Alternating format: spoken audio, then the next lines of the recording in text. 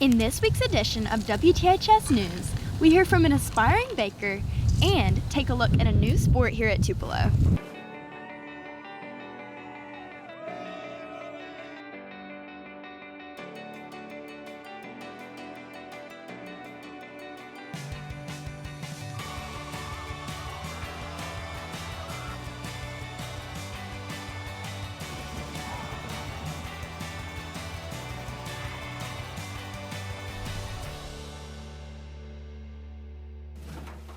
Welcome back to another episode of WTHS News. I'm Rebecca Johnston.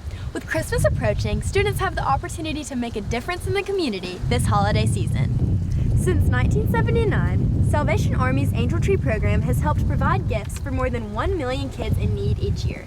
In recent years, our student council has brought this program to Tupelo High School. The THS Angel Tree can be found in the Media Center, where students can choose an angel and provide for their angel's Christmas wants and needs. Captain Leanna Marion, an employee of the Salvation Army, shares the importance of this program for kids across the nation and the part it played in her own childhood. So I was a child that was a beneficiary of the Angel Tree program, and there were many years where the Angel Tree gifts were my only gifts. And so without the Angel Tree program, I would not have had a Christmas. Selma Kamal, the Student Council Secretary, explains how special participating is. This is Tupelo High School's third year participating in Angel Tree, and it's just really an amazing opportunity for students to give back to the community and really give children an amazing Christmas. It's so touching to hear the impact these gifts can have on kids in the community. On another note, a student here at Tupelo has discovered her passion for baking. Aijalon has more. Mix, roll, and bake. 3 words Sanaya Price, a senior here at Tupelo High School, has come accustomed to as she has opened her own baking business, Itty Bitty's Bakery. Her business rises to the occasion, starting from just a box and a friendly neighbor. Sanaya shares with us how a sweet treat sparked her passion for baking. At work, so I'd have to go to my neighbor's house, and they'd be like, "Don't eat anything, because you're gonna come home and eat dinner." I ate snacks. Well, but one main thing we'd make brownies. We make the box brownies. And so we make them, then he let me lick the rubber spatula. I wasn't scared of salmonella then, but I think that's the first thing. And then after that, I just started getting interested. First it was cooking, and then once I found baking shows and things like that, that's where it really started. While learning to bake and perfect her craft, Sanaya took her baking from a hobby and transformed it into her own personal business, Itty Bitty's Bakery. As a mom hearing that Sanaya wanted to begin Itty Bitty's Bakery, Terry Price was a little skeptical. Initially, I was worried because she was not a good baker at all. She did master box brownies, but anything else, cookies, cakes, she was horrible at. And then on top of that, she wanted to make everything from scratch, so I knew it was an uphill battle. But like any mother, I had to encourage my child, but I am happy that she has come this far with her baking business. Not only has Ms. Price been a great encourager, but she also expresses how Sanaya is self-driven. I think Sanaya is really determined. She's goal-oriented, she's strong-willed, and she's very passionate. So if it's something that she really enjoys doing, she's consistent with it, and she's persistent. And so she works hard at making sure she masters her craft. Sanaya explains that starting up a business takes determination. It also takes trial and error, along with consistency.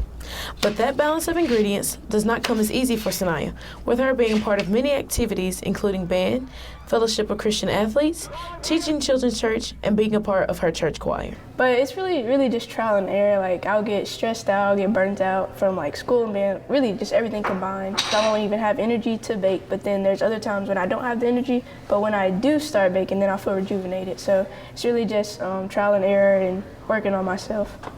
Despite these stepping stones, Sanaya is dedicated to her craft and plans to create her own business after college. I'm Aijalon White, WTHS News. Thanks, Aijalon. Make sure to check out Sanaya's baked goods at ittybittiesbakery.com. Along with Sanaya's expertise in the kitchen, there are many talented actors at Tupelo High. This past weekend, the theater department performed Sweet Surrender. Sweet Surrender is a play set in 1942. Claudia McFadden and Athena Sinclair, two of Hollywood's biggest divas, have descended upon the luxurious Palm Beach Royale Hotel. Everything seems to be in order until they are somehow assigned to the same suite. The theater department has worked hard over the past 2 months to bring this comedy piece to life.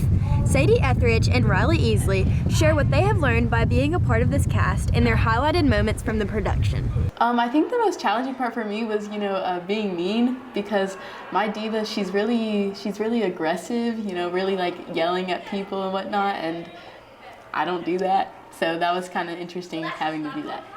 I would definitely say the rehearsal process. We all just goofed around, we had a good time, but we still got the work done.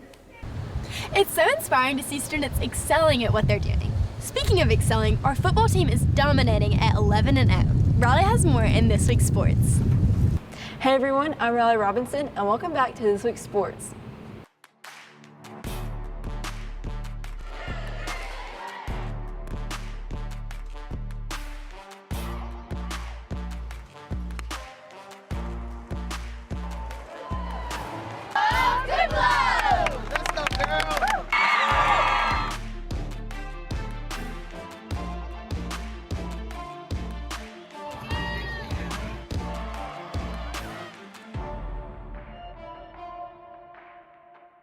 Last Friday, our Golden Wave football team competed against Lewisburg in the first round of playoffs. Throughout the whole game, Tubelo's offense and defense was strong. In the first quarter, Tubelo scored 28 points, putting them in the lead. The Wave scored another 14 points in the second quarter. Going into halftime, the score was 42-0. Tubelo's defense blocked Lewisburg from scoring up until the fourth quarter. The final score of the game was 48-7. This gave Tupelo another win, leaving them undefeated. This win also secured Tubelo's spot in the second round of playoffs against Starkville. I think I played well. I could have started off a little bit more confident, but I feel like towards the end of the game I started playing better. I think we played great. I mean, we were dominating the whole first half, and it just led a lot of opportunities for a lot of guys that don't get to play as much, and it gave me a lot of opportunities as well. During this game, the Tupelo cross-country team was recognized for their first place win at their state meet. On November 2nd, the team traveled to Clinton to race in their state meet. Senior Brooklyn Morgan placed second overall, beating 114 other runners. Freshman Carrie Ann Brown placed 11th, and sophomore Kaylee Skaggs placed 14th. These three runners placed under 15th place, which consider them to be an all-state runner. Overall, Tupelo scored 81 points, which put them in first place. The mindset during the meet was to put it all on the line, run hard, give 110% everything you got, and let's try to come out with the win. I am satisfied. So I think it was a good season. Our team really just came together and worked hard towards the common goal of just winning the state championship. And I think that it was just a great place to be. Speaking of state meets, our brand new outdoor archery team competed Tuesday. Channing tells us more about this new sport. As leaves begin to change for fall, Mississippi Sports List is doing the same with the new edition of outdoor archery. This will be the first year archery is an option for both spring and fall, which means students who could not shoot in the spring are now showing off their talent in the fall. Head archery coach, Coach Presley, details what the new change means. It's exciting. It's always exciting to start something new and be a part of something new, and just the whole opportunity that it provides to a different group of students is an exciting thing. Previously unable to shoot for Tupelo High School because of spring baseball season, Davis Miller as a senior plans on using this opportunity to the fullest, with his family right behind him. My dad, he got me into hunting at a real early age and bow hunting when I was 13. So me and him are always outside in the yard shooting, so he likes to watch over. Davis isn't just doing outdoor archery halfway. Not only does he have his eyes set on archery targets, but he's looking at personal ones as well. My goals for North Half were to place top 5, and I did that, so coming up at state, my goal is to place top 3. As the season begins to pick up, Coach Presley is optimistic about Davis's ability for the team. So Davis is an experienced bow hunter. Has a very positive attitude. Just a great kid, and just the positive attitude that he brings to the team and his knowledge of bow hunting is just instrumental to our success this year. When you aim small, you miss small. Channing Hooper, WTHS Sports. Thanks, Channing. The team placed 5th overall, and Davis individually placed 3rd. That's all for this week's sports. Make sure you come out tonight to support the football team. I'm Rylie Robinson, WTHS Sports Media. Thanks, Rylie. There are so many neat opportunities offered at THS. Earlier this month, WTHS members traveled to Philadelphia. 9 students from Tupelo High School's broadcast journalism class went to Philadelphia, Pennsylvania to participate in the JEA-NSPA National Convention. At the conference, they met high schoolers from all over America and even England. During this trip, they visited the Philadelphia Zoo, the Liberty Bell, and numerous restaurants and marketplaces to enjoy great food and activities. WTHS Media left its mark by placing 7th place in the Best of Show category nationally. The students got to experience classes ranging from writing a stronger story to discussing how Caitlin Clark's success impacted sports journalism.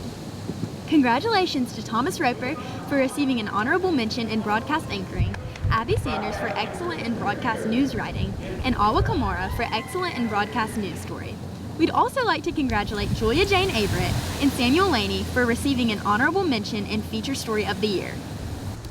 That's all we have for this week. Make sure to follow us on Facebook and Instagram and subscribe to our YouTube channel. Thank you so much for watching this week's edition of WTHS News, and have a great Thanksgiving break.